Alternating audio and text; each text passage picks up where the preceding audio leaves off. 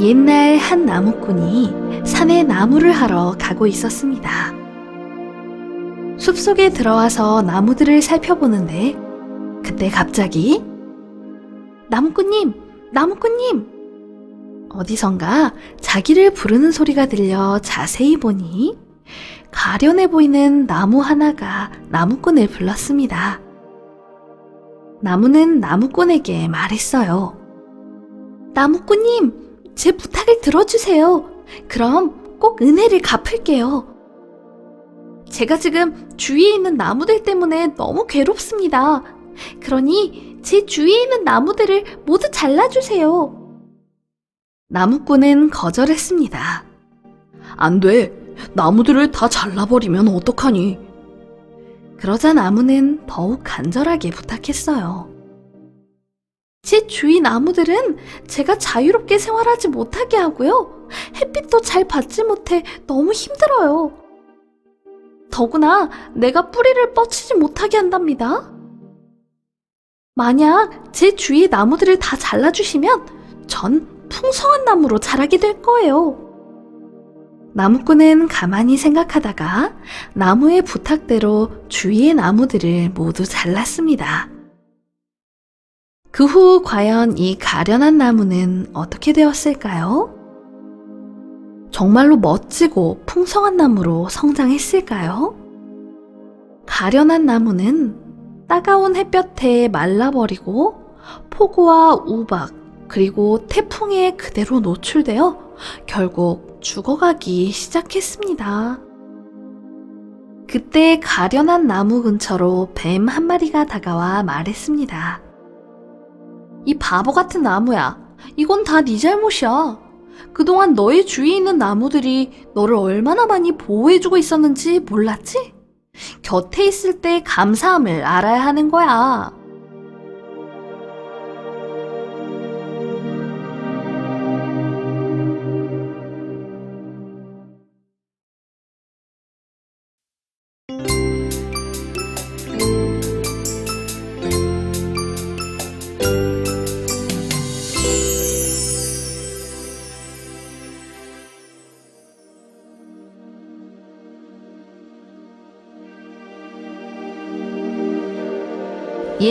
옛날에 사또 앞으로 2명의 남자가 찾아왔습니다.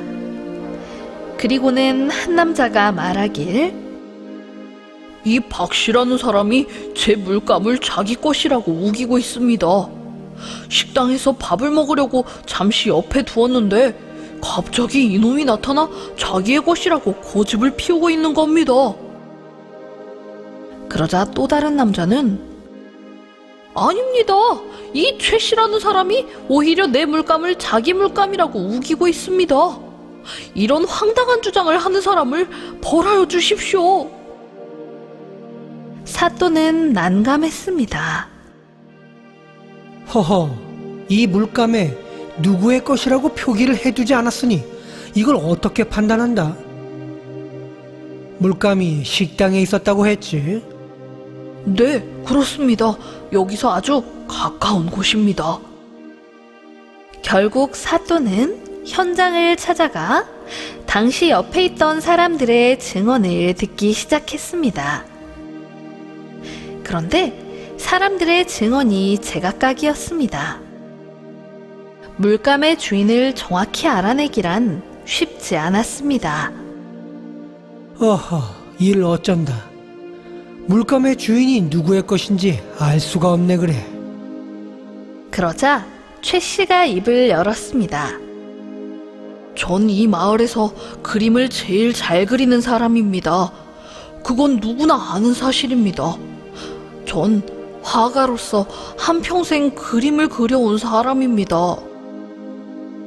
박 씨 또한 목소리를 높였습니다. 저도 마찬가지입니다. 그림으로 많은 사람들에게 인정을 받았습니다. 저는 박 씨 집안 중에 가장 부유하고 그림도 좋은 스승 밑에서 배웠습니다. 사또는 곰곰이 생각하다가 그래, 나에게 좋은 생각이 있다. 화가라고 하니 둘 다 물감으로 그림을 그려보는 게 어떤가? 어차피 둘 다 화가인데 그림이야 다 잘 그리겠지. 너희 둘 다 내 앞에서 지금 그림을 그려보거라. 주위 사람들은 의아했습니다. 그리고 놀라운 일이 벌어졌습니다. 최 씨는 그림을 그리고 있는데 박 씨라는 사람이 그림을 그릴 듯 말 듯 하더니 갑자기 쏜살같이 도망을 나가버리는 것입니다. 얼마 못 가 박 씨는 잡혔습니다. 네 이놈, 어딜 감히 사또 앞에서 물감을 네 물건이라 하고 또 화가라고 거짓말을 하였느냐? 박 씨는 사또 앞에서 싹싹 두 손을 빌며 죽을 죄를 지었습니다. 비싼 물감이라 돈이 될까 하고 욕심이 났습니다. 사또는 거짓말을 한 박 씨에게 큰 벌을 내렸습니다. 사또는 그날 밤 생각했습니다. 아, 큰일이로군. 앞으로 세상은 그림도 못 그리면서 자기의 출신과 배경으로 화가라고 떠드는 세상이 올까 매우 걱정되는구나. 가짜가 진짜가 되어서는 안 되는데 말이야.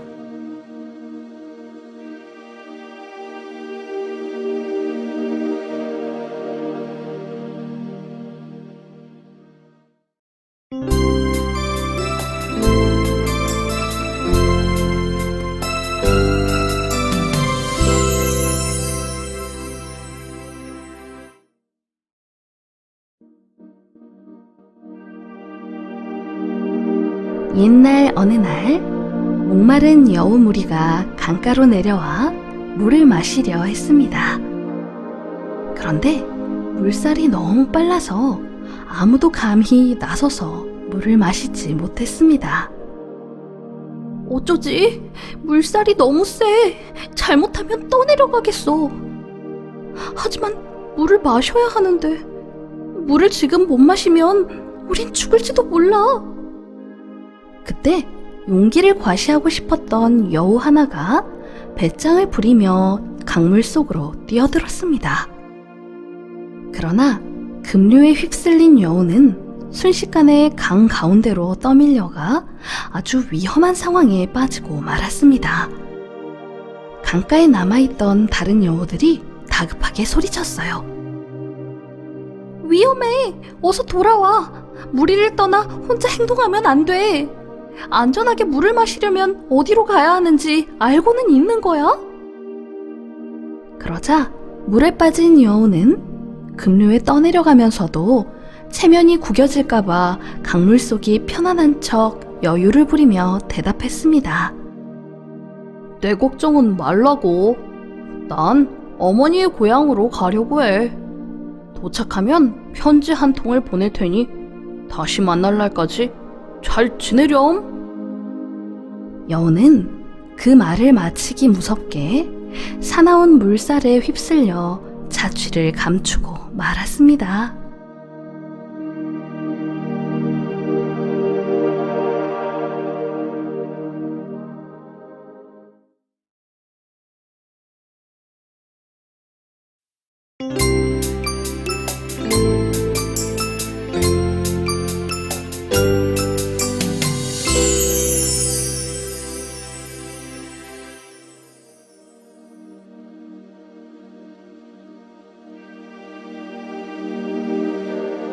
아주 먼 옛날 어느 마을에 할아버지가 나타났습니다.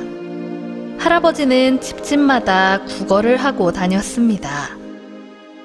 마을 사람들은 아니 우리 동네 사람도 아니고 갑자기 나타나서 구걸을 하다니? 왜 저런 거지가 우리 마을에 나타난 거지? 마을 사람들은 할아버지를 거지라고 부르며 아무도 먹을 것을 주지 않았답니다. 아이고 이런, 여기서는 먹을 것을 구할 수가 없겠군. 하는 수 없이 할아버지는 배고픔을 참고 먼 길을 떠나야만 했습니다. 그런데 그때 마음씨 착한 아주머니가 할아버지에게 먹을 것을 나누어 주었습니다. 할아버지, 저희도 가난해서 많이 드릴 순 없지만 이거라도 좀 드세요. 할아버지는 착한 아주머니의 마음씨에 크게 감동하며 아유, 아주머니 감사합니다. 정말 고맙습니다. 아, 잠시만요. 너무 고마우니 내가 줄 건 없고 이거라도. 할아버지는 아주머니에게 작은 그릇 하나를 주었습니다. 그리고 잠시 후 아주머니는 집으로 오자마자 그릇을 부엌에 두려 했는데 자세히 보니 그릇에 금은 보화가 가득 들어있는 것이 아니겠어요? 이게 웬 아까 전까지만 해도 텅 비어있던 그릇인데? 착한 아주머니는 금은 보화 덕분에 아주 큰 부자가 되었어요. 한편 착한 아주머니의 소식을 들은 마음씨 사나운 부자도 금은 보화를 얻기 위해 할아버지를 찾아다니기 시작했습니다. 그러던 중 부자는 할아버지를 찾았습니다. 영감, 이것들을 가지고 나에게도 그 신기한 그릇을 주시오. 마음씨 나쁜 부자는 먹을 것을 할아버지에게 조금 드리고 신기한 그릇을 달라고 조르기 시작했습니다. 할아버지는 한눈에 부자가 나쁜 마음을 품고 있는 것을 알았습니다. 네, 여기 신기한 그릇이요. 부자는 신이 나서 집으로 왔습니다. 그리고 부엌으로 가서 그릇을 살펴봤는데 세상에 그 안에는 금은 보화 대신 개똥이 들어있는 게 아니겠어요? 부자는 화가 나서 개똥을 땅에 내팽개쳐 버렸습니다. 그러자 개똥이 떨어진 땅에서 노란 꽃이 피어나기 시작했습니다. 그 꽃은 바로 개나리가 되었답니다. 할아버지는 껄껄 웃으며 마을을 떠났답니다.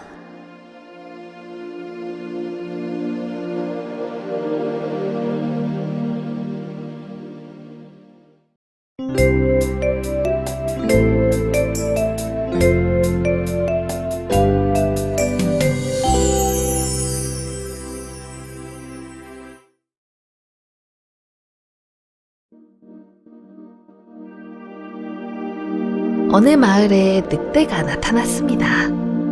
어두컴컴한 밤이라 마을 사람들 모두 잠들었기에 늑대가 나타난 줄은 몰랐습니다. 늑대는 생각했습니다. 마을이 조용하니까 내가 좀 더 조심하면 내가 온 줄 사람들은 모를 거야. 그러면 재빨리 양을 잡아먹고 다시 숲으로 가야지. 늑대는 양을 찾기 시작했습니다. 양떼를 키우는 집이 여기 있던데? 컴컴해서 도무지 보이질 않는군. 그때 늑대는 양의 냄새를 맡고 재빨리 잡아먹으려고 달려들었습니다. 그런데 이게 웬일인가요? 양의 집이 아니라 사냥개들이 모여있는 집인 거예요. 사냥개들은 놀라서 늑대를 향해 지저대기 시작했습니다. 그러자 집주인이 나타났습니다. 이런 늑대 아니야? 주인은 너무 놀랐습니다. 사냥개들도 계속 지저대고 있었습니다. 집주인은 몽둥이로 늑대를 벽의 한쪽으로 몰았습니다. 그때 늑대가 주인에게 말했습니다. 저기 내가 잘못 들어온 거예요. 사냥개들을 다치게 할 마음은 없었다고요. 그러자 주인은 늑대를 보며 말했습니다. 너 양을 잡아먹으려다가 잘못 들어온 거지? 당황했지만 늑대는 떨리는 목소리로 말했습니다. 글쎄 그게 앞으로 절대 그런 일은 없을 거예요. 내가 양떼도 안 잡아먹고 습격도 하지 않을 테니까 너무 걱정 마시고 그냥. 주인은 더 이상 듣기 싫다며 늑대에게 말했어요. 이봐 늑대, 난 늑대의 본성을 아주 잘 알고 있지. 그냥 보낼 수는 없네. 늑대는 사냥개의 주인에게 잡혀 결국 죽고 말았답니다. 평소에 악행을 하면 절대 그 사람의 말을 믿을 수가 없답니다.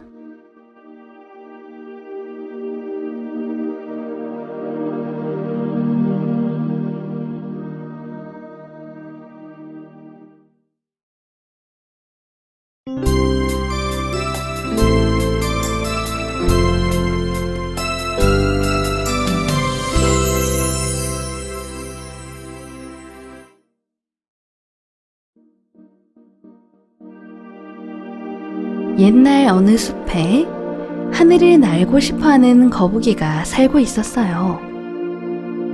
저 하늘의 새들은 얼마나 좋을까? 하늘을 날며 세계여행을 하고 다닐 거야. 난 이렇게 땅에서 느릿느릿 걷고만 있으니. 그러던 어느 날 갈매기 2마리가 거북이에게 말했어요. 거북아, 너 하늘을 날고 싶니? 그럼요. 평생 한 번의 소원인거려. 그럼 우리와 함께 갈까? 우리는 널 아메리카 대륙으로 데려다 줄 수 있어. 정말요? 어떡해요? 전 하늘을 날 수도 없는 거려. 걱정 말거라. 우리가 다 준비해놨어. 갈매기들은 긴 막대기를 하나 들고 왔습니다. 거북아, 막대기를 입에 꽉 물고 있어야 해. 우리가 양쪽에서 막대기를 물고 날아오를 테니 넌 막대기 가운데 부분을 꽉 물고 절대 입을 벌려선 안 돼. 갈매기들은 거북이에게 신신당부를 했습니다. 절대 놓치면 안 된다고. 떨어지면 큰일이니까 조심하라고 말입니다. 그 말이 끝나자마자 거북이는 나무 막대기의 중간을 힘껏 물었습니다.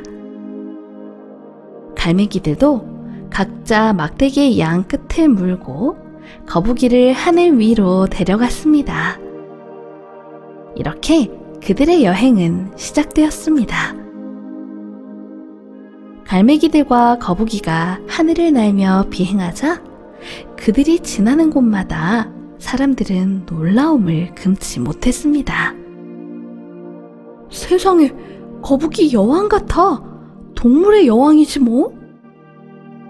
거북이는 사람들과 동물들이 모두 자기 이야기를 하자 너무 황홀한 나머지 그만 갈매기들의 주의를 깜빡 잊고 호호, 맞아요. 저는 여왕이에요. 하지만 그렇게 직접 말하니 부끄럽네요. 입을 여는 순간 거북이는 물고 있던 나무 막대기를 놓쳐버렸습니다. 그렇게 말을 다 끝맺지도 못하고 거북이는 모든 사람이 지켜보는 가운데 하늘에서 떨어졌답니다.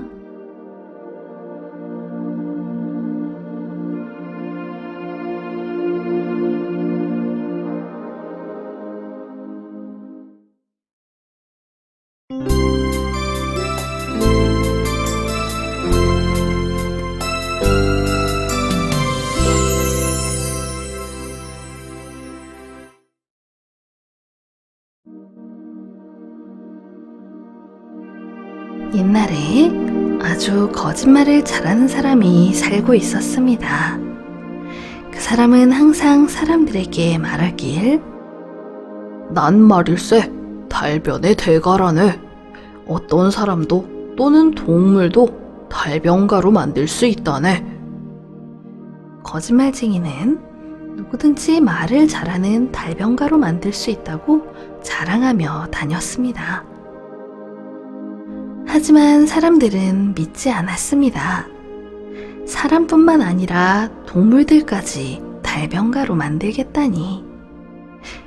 그러자 거짓말쟁이는 내 말이 믿기지 않으면 제일 멍청한 당나귀 한 마리를 데려와서 한번 시험해보게. 내가 그 당나귀를 박학다식한 대가로 만들어 놓을 테니까 허풍을 떨고 다녔습니다. 이 거짓말쟁이의 소문은 결국 임금님의 귀에까지 들어가게 되었습니다.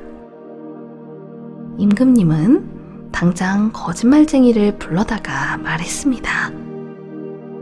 내 마국간에 아주 잘생긴 당나귀 한 놈이 있는데 말일세. 나는 그 놈을 연설가로 키우고 싶네. 어떻게 가능하겠는가? 그러자 거짓말쟁이는 할 수 있습니다. 왕의 꿈은 반드시 이루어질 것입니다. 왕이시여, 10년 안에 반드시 그 당나귀를 연설가로 조련시키겠다고 약속하겠습니다. 그러자 임금은 거짓말쟁이의 당당한 말투에 너무 놀라 거짓말쟁이에게 말했습니다. 만일 자네가 실패하면 온 백성을 모아놓은 광장에서 자네를 아주 크게 혼내겠네. 그러자 거짓말쟁이는 더욱 당당하게 상관없습니다. 왕과의 약속을 깬 저는 당연히 크게 혼나야죠. 며칠이 지났습니다. 궁에 있는 사람 중 한 명이 거짓말쟁이에게 말했습니다. 난 당신의 말이 거짓말이라는 걸 알고 있네. 이제 어쩔 셈인가? 어떻게 당나귀를 달변가로 만들겠다는 건가? 10년 후에 죽음을 당하는 것이 두렵지 않은 겐가? 그러자 거짓말쟁이가 대답했습니다. 이보게, 왕이 부탁한 이 당나귀가 아기 당나귀인가? 이미 성인이 된 당나귀라네. 즉, 10년이 지나면 이 당나귀는 이미 죽고 이 세상에 없다네.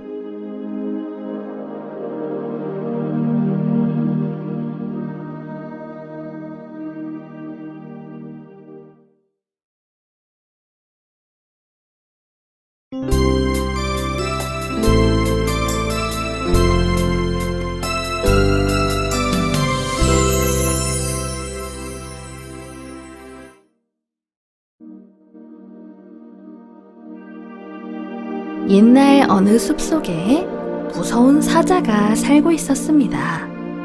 동물들은 하루하루가 무서워서 결국 대책을 세우게 되었습니다.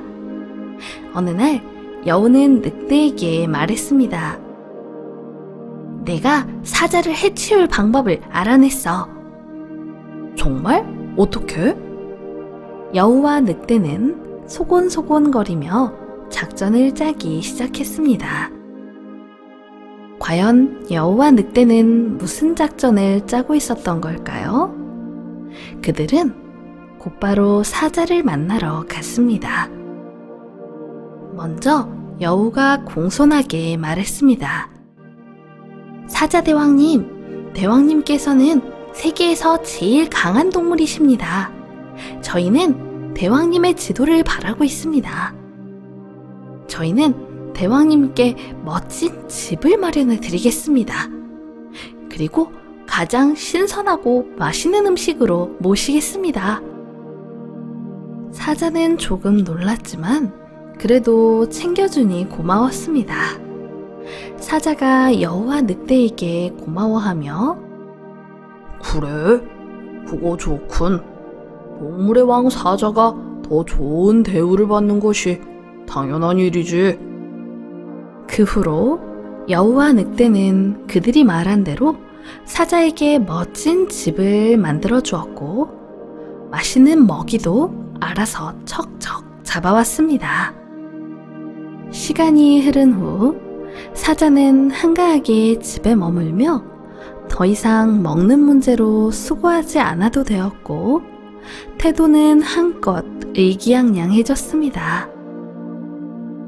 그 대신 사자는 점점 게을러지고 어느덧 기운이 떨어지고 이빨과 발톱도 무뎌지게 되었답니다. 그러던 어느 날 여우는 늑대와 약속을 잡아 사자를 찾아갔습니다. 그리고 그들은 이미 힘이 약해진 사자를 향해 달려들어 혼쭐을 내주었습니다. 네 이놈 사자! 너 때문에 얼마나 많은 동물들이 힘들었는 줄 알아? 어디 맛 좀 봐라, 이 사자놈아! 반항할 힘도 없는 불쌍한 사자는 여우와 늑대에게 혼이 나고 숲에서 쫓겨나게 되었답니다.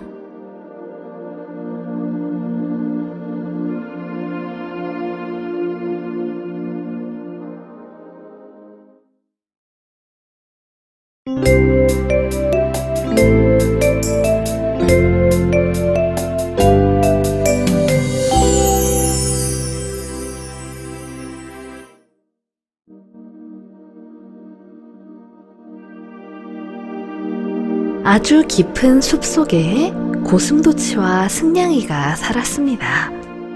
어느 날 고슴도치가 승냥이에게 말했어요. 승냥아, 우리 같이 밀을 심자. 어때? 승냥이는 좋은 생각 같아서 그래, 우리 열심히 해서 같이 수확하자. 둘은 땅을 고르고 돌멩이를 없애고 가시나무로 울타리를 치고 봄이 되자 잡초도 말끔히 뽑았습니다. 시간이 흐르자 금세 밀 이삭이 자라났고 얼마 후 탐스럽게 밀알이 연글기 시작했습니다. 고슴도치가 먼저 말했어요. 자, 이제 이를 분담해서 추수를 시작하자.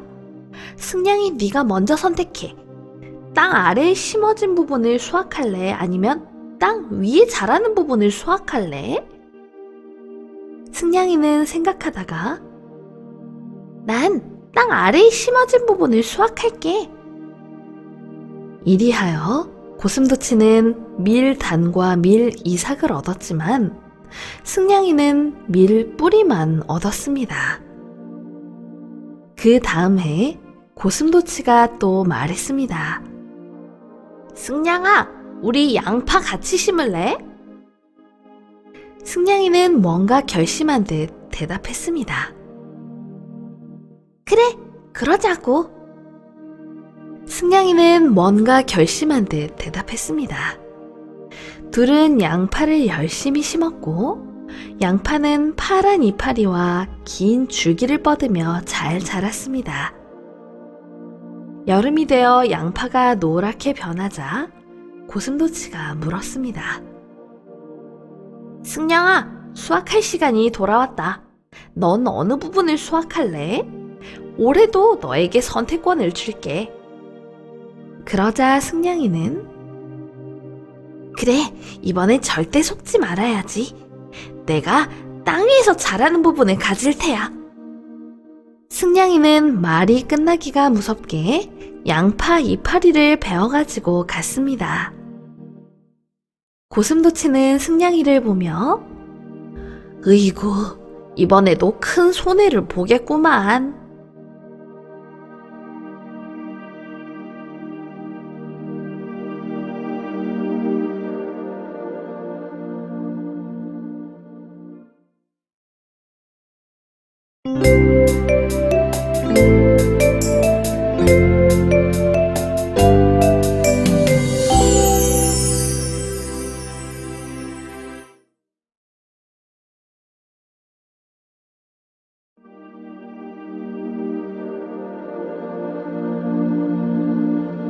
어느 마을에 고양이가 살고 있었습니다. 그런데 고양이는 항상 걱정하는 게 있었습니다. 바로 자기의 새끼들이 무슨 일을 당하지 않을까 하는 걱정이었습니다. 너무 어린 새끼들이기에 다른 동물에게 잡아먹힐까봐 늘 불안했습니다. 그러던 어느 날 우연히 길을 가다가 개와 마주쳤습니다. 고양이는 개에게 친구야, 먹이를 찾더라도 절대 내 아이들은 건들면 안 돼. 알았지? 개는 고양이에게 물었어요. 고양이 너의 아이들이 어떻게 생겼는지 알아야 건들질 않지. 그러자 고양이는 내 아이들은 아주 귀엽고 예쁘게 생겼어. 개는 알았다며 가던 길을 가고 있었습니다. 그리고 먹을 것을 구하기 위해 숲을 거닐고 있었습니다. 그런데 그때 아주 귀엽고 예쁜 아기 동물들이 모여 있는 것을 보게 되었습니다. 개는 그 아기 동물들을 보며 오? 너무나 귀엽고 예쁜 아기 동물들이네? 아, 그럼 고양이네 아기들인가 보다. 건들지 말아야지. 사실 개가 발견한 아이들은 늑대의 새끼들이었습니다. 개는 배고픔을 참고 가던 길을 계속 가게 되었습니다. 그런데 한참을 가던 중 아주 못생긴 아기 동물들이 숲을 안에 모여 있었습니다. 쟤들은 고양이의 아이들은 아닌 것 같은데? 잡아먹어도 되겠지? 개는 순식간에 새끼들을 먹어치웠습니다. 배불리 먹고 집으로 돌아오는데 고양이를 만났습니다. 고양이는 개에게 물었어요. 혹시 내 아이들은 건들지 않았지? 개는 아무렇지 않게 대답했습니다. 그럼 아주 못생긴 애들만 먹었지. 고양이는 그 말을 듣는 순간 너무 놀라 새끼들을 찾아 숲으로 달려갔습니다. 왜냐고요? 바로 고양이 새끼들은 사실 못생겼기 때문입니다.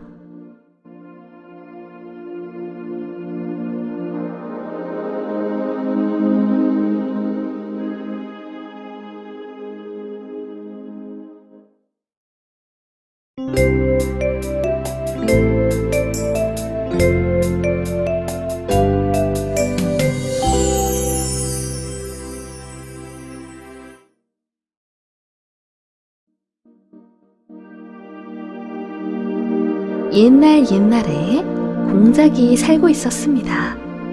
공작은 항상 세상에서 자기가 가장 우아하고 아름답다고 생각하며 살았습니다. 나만큼 아름답고 멋진 새가 또 있을까? 많은 동물들과 새들이 나를 부러워하겠지. 그때 수탉이 와서 말했어요. 공작아, 너 그 얘기 들었어? 두루미라는 새가 있는데 그렇게 아름답대.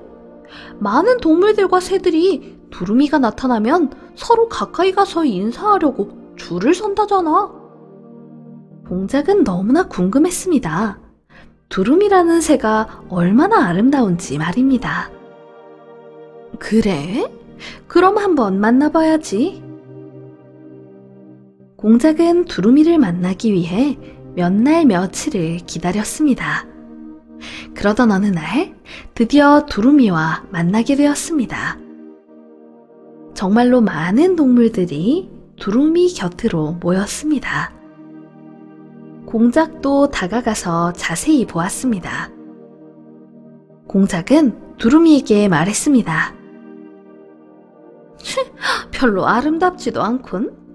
난 황금과 자수정을 걸쳤지만 두루미 너의 깃털은 그냥 수수하기 짝이 없구나. 그러자 두루미는 공작에게 말했습니다. 난 하늘에서 노래를 부르며 날아다닌단다. 너같이 그저 수탉이나 오리처럼 땅에서 지내지 않아.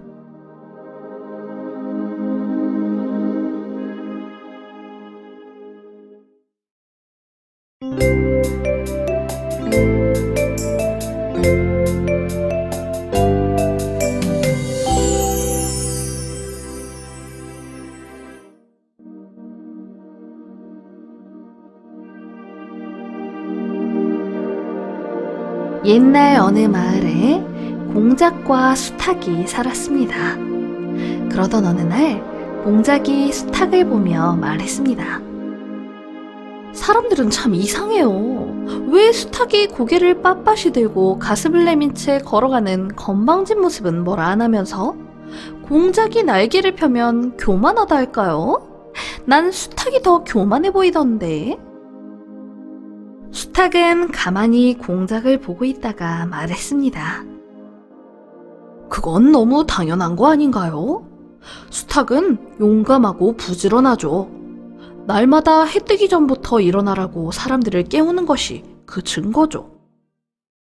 공작, 당신은 그렇게 할 수 있어요? 아침 일찍 매일매일 울어줄 수 있나요? 혹시 그 아름다운 깃털만을 가지고 사람들에게 인정받으려고 하는 건 아니겠죠?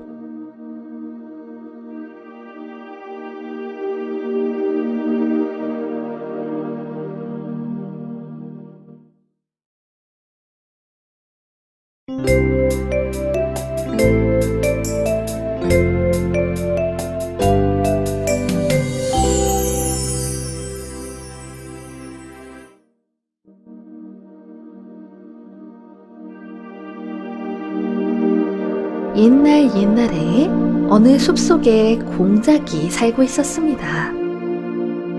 공작은 한 가지 고민이 있었어요. 그것은 공작이 노래만 하면 사람들의 비웃음거리가 된다는 것입니다. 아, 나도 다른 새처럼 아름다운 목소리를 가졌으면 좋겠다. 나이팅게일처럼 예쁜 목소리로 사랑을 한 몸에 받는 새가 되고 싶어. 그러던 어느 날 공작은 하늘의 신에게 찾아갔습니다. 그리고는 신에게 아름다운 목소리를 달라고 부탁했습니다.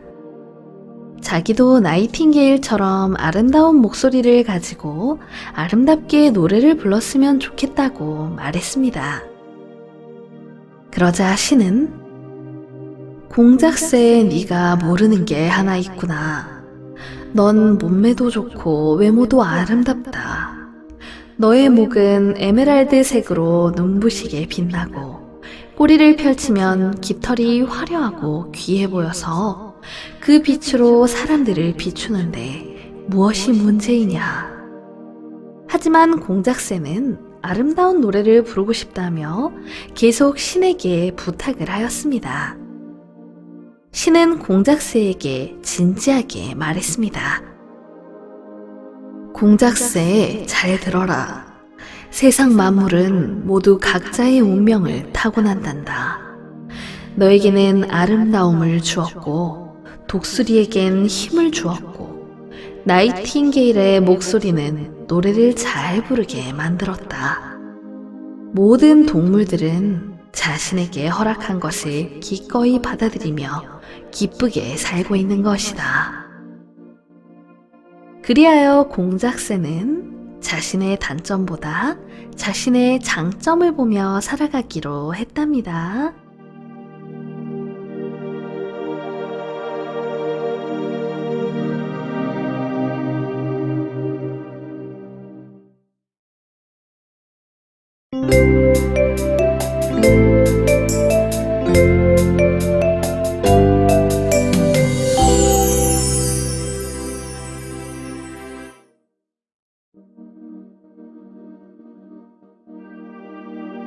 어느 숲속에 지네가 살고 있었습니다. 그런데 이 지네는 자랑하기를 좋아했습니다. 난 세상에서 제일 힘이 세. 무서운 독사도 물리칠 수 있어. 그러자 옆에 가던 개미가 말했습니다. 네가? 독사를 어떻게 이기니? 그러자 지네는 더욱 당당하게 말했어요. 독사 정도야 뭐 쉽게 이길 수 있지. 내가 확실하게 보여주지. 마침 근처에 독사 몇 마리가 있었습니다. 지네는 독사들에게 다가가서 뭔가를 보여주겠다고 큰 소리 쳤습니다. 지네는 독사들을 향해 겁도 없이 덤비기 시작했어요. 그런데 이게 웬일입니까? 그 무서운 독사들이 그냥 지네를 피해서 숲 안으로 들어가는 겁니다. 지네는 이 상황에 기세등등해졌습니다. 봤지, 내 힘을! 그때 독사 한 마리가 숲 안으로 들어가려고 하다가 길을 잃었습니다. 저건 뭐야? 아까 독사 무리들 사이에서 떨어져 나온 독사구만. 내 힘으로 혼 좀 내줘야지. 진해는 겁도 없이 독사에게 달려들었습니다. 그러자 진해가 공격을 시작하기도 전에 독사는 진해를 한 입에 입속으로 넣어버렸답니다.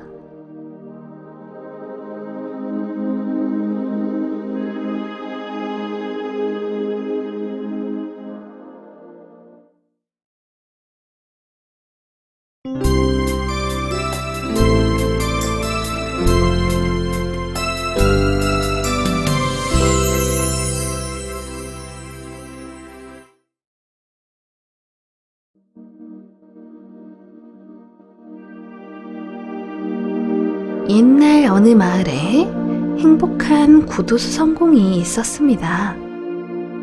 구두수성공은 부자는 아니었지만 항상 착하고 낙천적인 성격이었습니다. 그리고 항상 노래를 즐겨 부르곤 했죠. 한편 이웃에는 부자가 살고 있었습니다. 그 부자는 구두수성공과 다르게 굉장히 불행한 하루하루를 보내고 있었습니다. 어떻게 하면 돈을 더 많이 벌 수 있나? 오로지 돈밖에 생각을 안 하니 행복할 리가 없겠지요. 어느 날 부자는 생각했습니다. 나도 행복해지고 싶은데 내 이웃집에 사는 구두수성공은 늘 행복해 보인단 말이야. 그 사람한테 가서 직접 물어봐야겠어. 어떻게 해야 행복하게 살 수 있는지 말이야. 부자는 옆집에 사는 구두수성공에게 찾아가 직접 물었습니다. 이보게, 자네는 참 행복해 보이네. 늘 그렇게 노래를 흥얼거리면서 구두를 수선하니까 말이야. 역시 행복한 얼굴로 수성공은 대답했습니다. 네, 맞아요. 저는 행복해요. 부자는 다시 물었습니다. 그럼 자네도 돈을 많이 버는가 보군. 수성공은 부자에게 말하길, 아니요, 돈은 얼마 버는지 저도 잘 몰라요. 그냥 사는 거죠 뭐. 그냥 하루 종일 구두수선하면서 노래를 부르며 즐겁게 사는 거죠. 부자는 놀랐습니다. 그래서 수성공에게 제안을 하나 했습니다. 수성공이 항상 노래를 흥얼거리고 그 노래 때문에 행복한 것 같다며 온 1000냥을 줄 테니 한 달 동안 노래를 불러보지 말라고 말이에요. 수성공은 당황했지만 좋다고 했습니다. 그리고 며칠이 지났습니다. 그런데 이게 웬일인가요? 구두수성공은 부자가 준 그 돈이 없어질까봐 근심 걱정이 쌓여서 밤낮으로 잠을 제대로 못 잤습니다. 그리고 구두수선 일도 제대로 하지 못했습니다. 결국 행복했던 구두수성공이 굉장히 불행해지기 시작했습니다. 구두수성공은 부자에게 찾아가 말했습니다. 부자님, 돈을 다시 돌려드릴 테니 저를 노래할 수 있게 해주세요.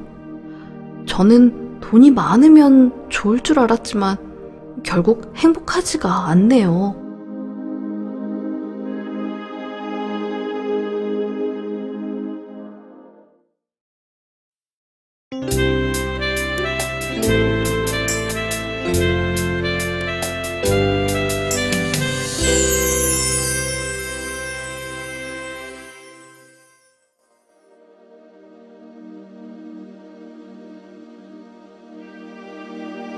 옛날 어느 마을에 사이좋은 형제가 살았습니다.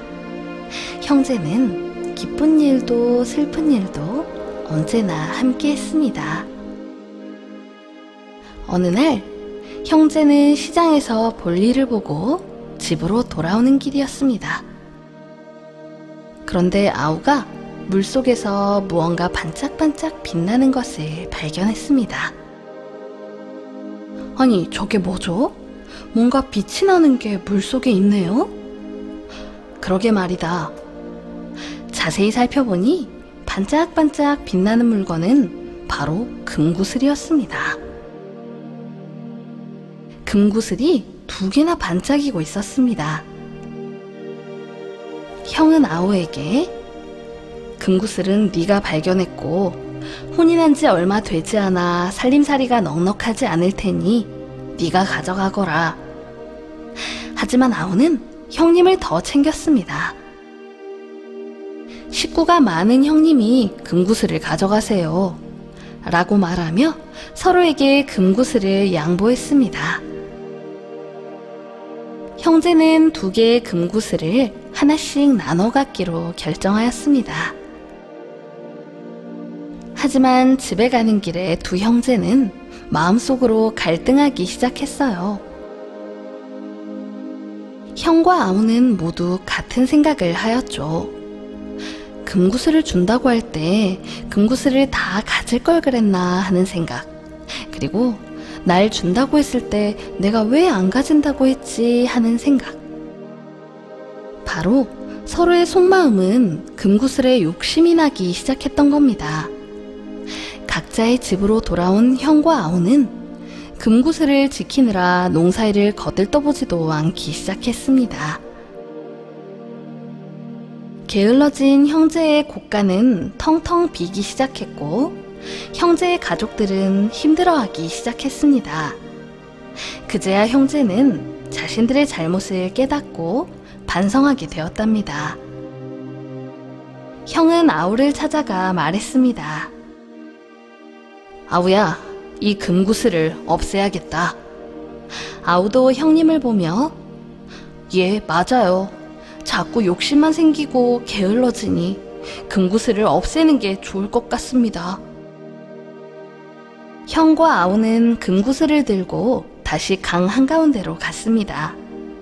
형제는 금구슬을 꺼내 힘껏 강물에 던져버렸습니다. 금구슬은 풍덩 소리를 내며 강 속으로 사라졌습니다.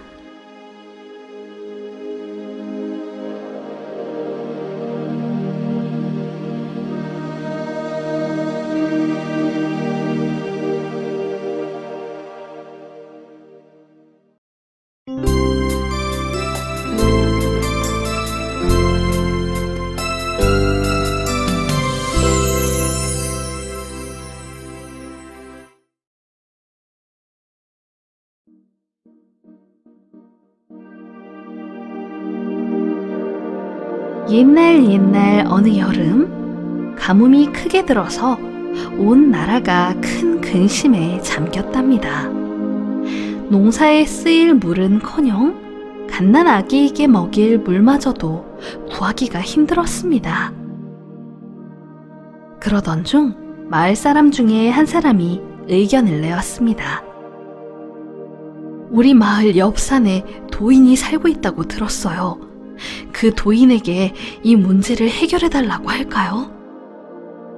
마을 사람들은 그 의견에 모두 동의했죠.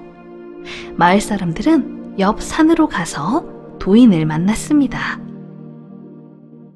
지금 가뭄이 심해 농사를 지을 물은커녕 식수마저도 없습니다. 이곳저곳에서 물이 없어 아우성치고 민심까지 흉흉해져 살갑게 지내던 마을 주민들의 다툼까지 잦아지고 있습니다. 좋은 해결책이 없겠습니까? 도인이 대답했습니다.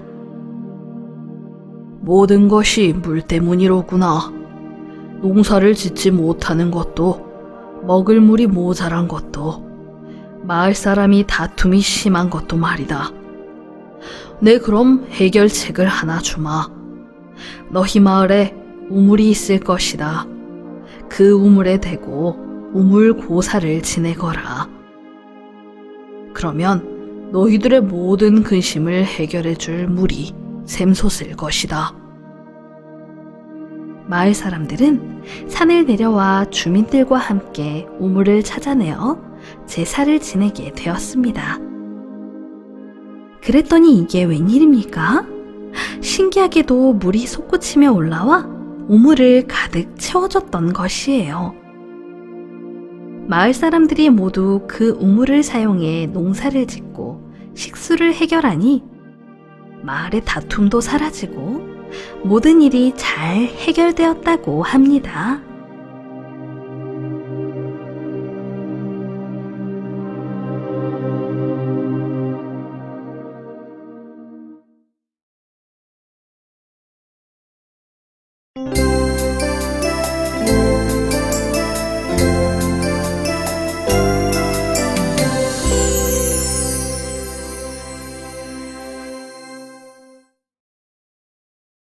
옛날 어느 숲속에 하늘의 신이 내려와 새들에게 말했습니다. 새들의 왕을 뽑겠노라. 그러니 모든 새들은 3일 후 내 앞으로 오거라. 그럼 내가 그중 가장 아름다운 새를 새들의 왕으로 선택하리라. 이 이야기를 들은 까마귀는 생각했습니다. 나도 새들의 왕이 되고 싶은데 어떻게 해야 하지? 난 까맣기만 한데 아름답게 보이려면 어떻게 해야 할까? 자신이 못생겼다는 사실을 잘 아는 까마귀는 그때부터 숲과 들판을 다 뒤져서 친구 새들의 날개에서 떨어진 깃털들을 주워 자신의 몸에 꽂기 시작했습니다. 까마귀는 자신의 까만 날개를 감추고 아름다운 새처럼 보이게 만들었습니다. 이제 3일이 지났습니다. 하늘의 신이 나타났습니다. 어디 보자. 어떤 새가 가장 아름다운가? 옳지. 너 까마귀가 가장 아름다운 새로구나. 하늘의 신이 까마귀를 가장 아름다운 새로 뽑으려 하자 모든 새들이 반대하고 나섰습니다. 그리고 까마귀에게 달려들더니 까마귀 날개에 꼽혀있는 가짜 날개를 뽑기 시작했습니다. 그러자 까마귀의 모습은 원래 본 모습인 까만색 날개의 초라한 까마귀 모습 그대로였습니다.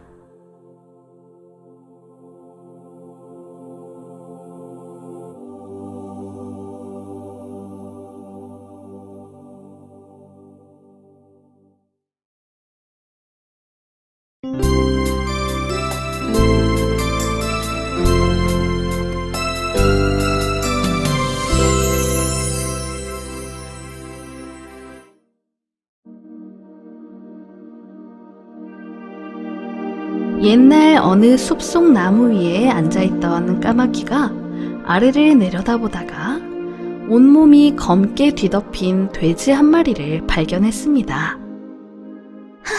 이런 까만 돼지를 봤나? 참 못생겼다.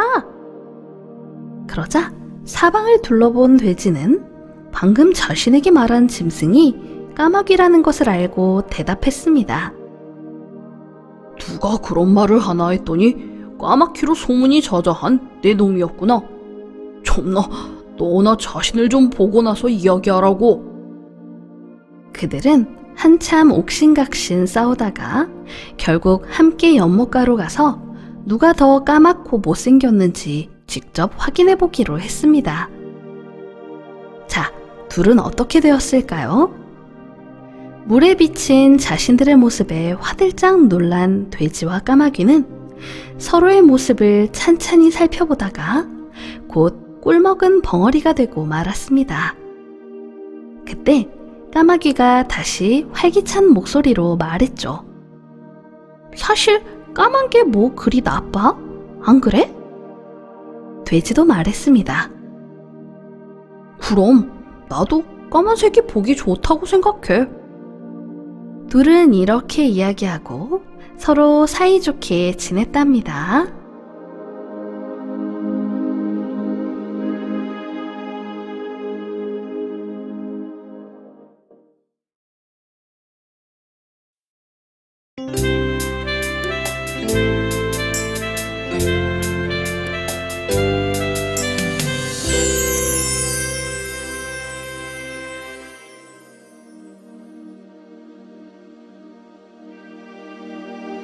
옛날 어느 마을에 부자 영감님이 살고 있었습니다.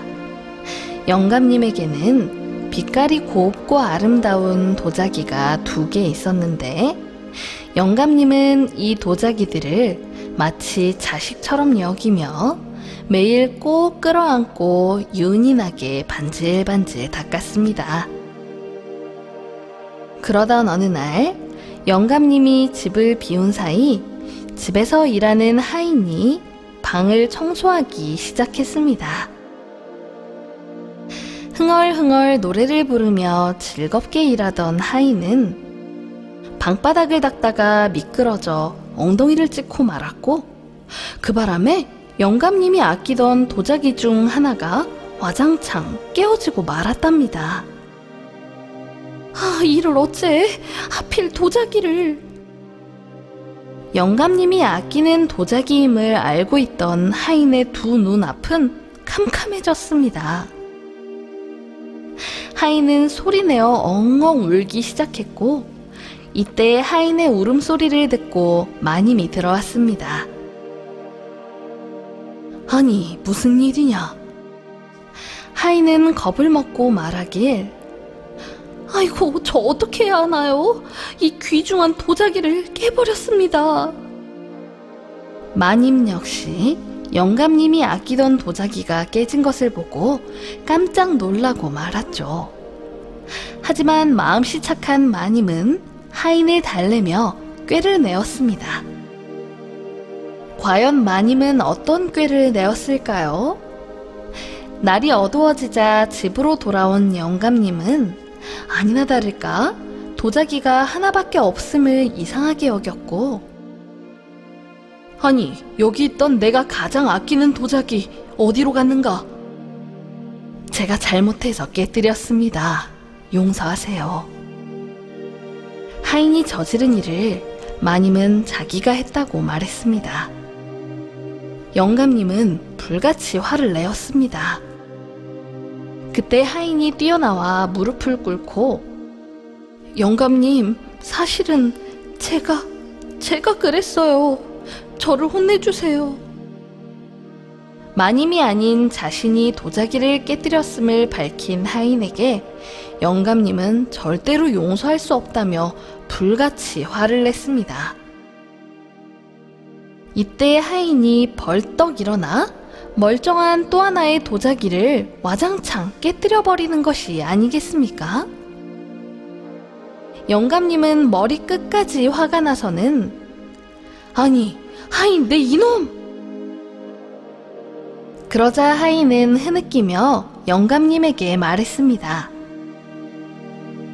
저는 이미 죽을 목숨입니다.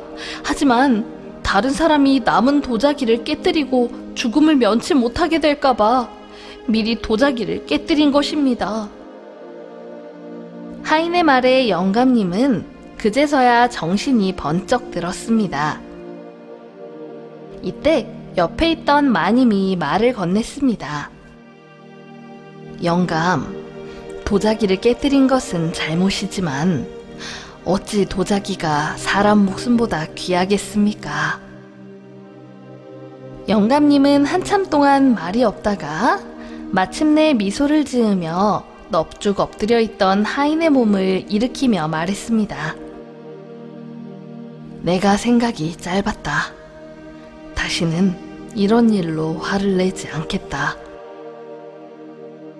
그 뒤로 영감님은 그 어떤 아름다운 도자기를 봐도 더는 소중하게 여기지 않았습니다. 아무리 멋진 도자기라도 사람보다 귀하지 않다는 것을 마음 깊이 깨달았기 때문입니다.